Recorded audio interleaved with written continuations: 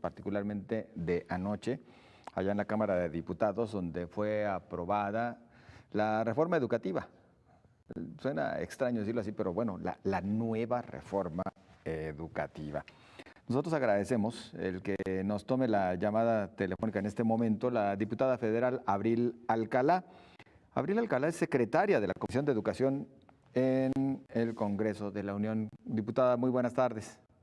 Muy buenas tardes, José Ángel, ¿cómo estás? Y muchísimas gracias por abrirnos este espacio y para poderles compartir lo que pasó, bueno, hace unas horas, porque en realidad terminamos en la madrugada, para presentar esta, como tú le dices, esta nueva reforma educativa.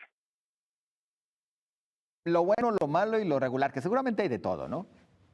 Sí, fíjate, mira, yo ayer subí a presentar el posicionamiento del grupo y les decía, bueno, que esto es un ejemplo de cómo sí se hacen las leyes, porque afortunadamente encontramos puntos de coincidencia entre los diferentes grupos parlamentarios, se incluyeron las perspectivas, además complementarias, de asociaciones civiles, de padres de familia, de docentes, de legisladores, tanto locales como federales, investigadores, etcétera. Entonces, esta reforma, de verdad, sí es un ejemplo de cómo sí se debe de trabajar en el Congreso de la Unión.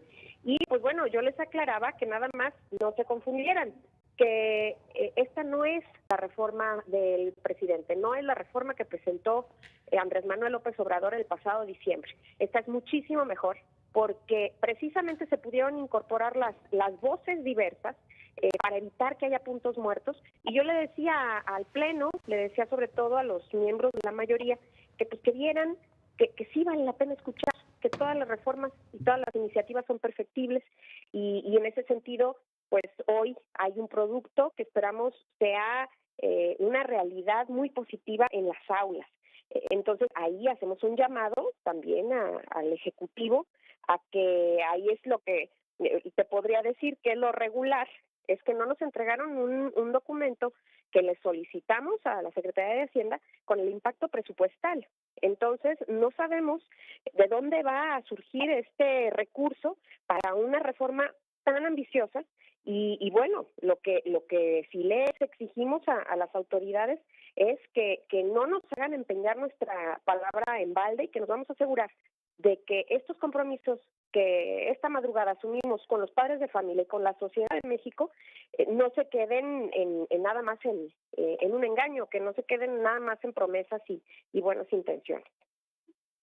A ver, algunos de los temas, trataré de comentarlos de la manera más coloquial para que la entendamos todos los pobres mortales, pero a ver, por ejemplo, entre los que se han mencionado como eventual retroceso, bueno, se hablaba de que sí o no habrá evaluación para los maestros. Mira, sí, definitivamente tendrá que haber evaluación, y eso fue uno de los irreductibles desde el principio en que estuvimos analizando la reforma que presentó el presidente. No puede ser que los principales evaluadores de nuestros niños, niñas y adolescentes pues no sean sujetos también de evaluación, que no será punitiva como se le ha llamado, no es persecutoria, es un punto de referencia para saber en dónde están y hacia dónde hay que llegar, de qué manera los podemos capacitar de manera muy específica para que realmente sean los mejores y las mejores quienes estén frente al aula. Entonces, pues es absurdo. Mira, otra de las cosas que se prestó a mucho debate fue el acceso automático, por ejemplo, a las plazas, ¿no? Después de seguir una carrera docente en alguna normal. Pues evidentemente a nadie le dan un trabajo sin siquiera hacerle una entrevista.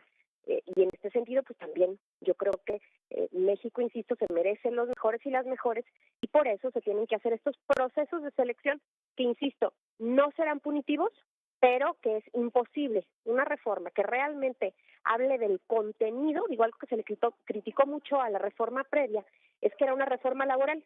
Pues esta no es laboral. Esta sí habla de contenidos, de modelo educativo, de currícula, de educación para la vida, que es importantísimo, la integración de la educación inicial y hasta la educación superior. Entonces, pues bueno, le hacemos un llamado también a los buenos maestros de México para que nos acompañen en este esfuerzo y que no se dejen manipular, porque seguramente los malinforman de que esta reforma está de alguna manera pisoteando sus derechos. No lo hace.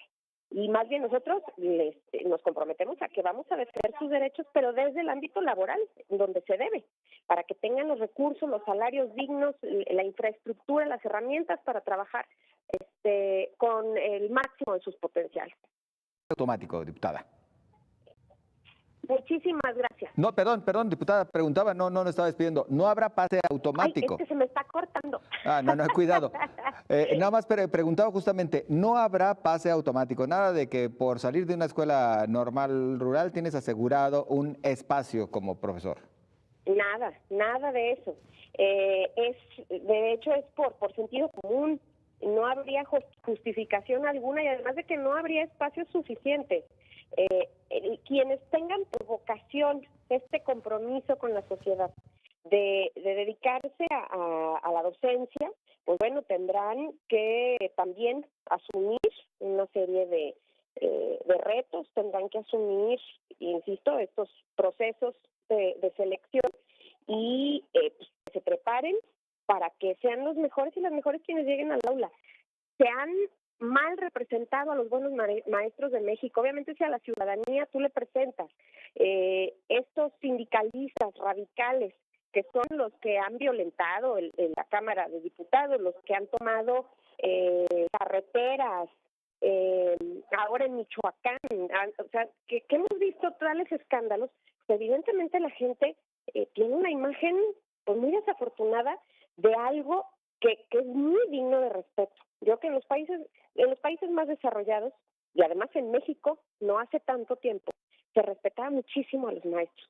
Y yo creo que no es culpa de los buenos maestros que están en el aula que se tenga esta imagen.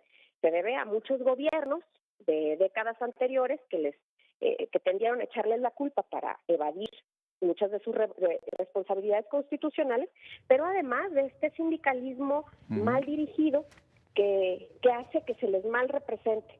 Entonces, pues no, yo creo que como todas las profesiones tienen que ser objeto de evaluación, tendrán que ser transparentes ante la ciudadanía y yo creo que eso de ninguna manera pisotea derechos y mucho menos derechos humanos. Esta es una labor que requiere de muchísimo compromiso y así como lo tendrán los docentes, pues también tendrá que asumirlo el propio gobierno, insisto, respaldado con recursos. Ahora sí, el tiempo se nos acabó, diputada. Quedan muchas dudas que seguramente se podrán ir resolviendo poco a poco. Por lo pronto, agradecidos y en contacto. Claro que sí, muchísimo. Y por aquí le seguimos informando después con las leyes secundarias. Bien, muchísimas gracias, diputada, muy amable.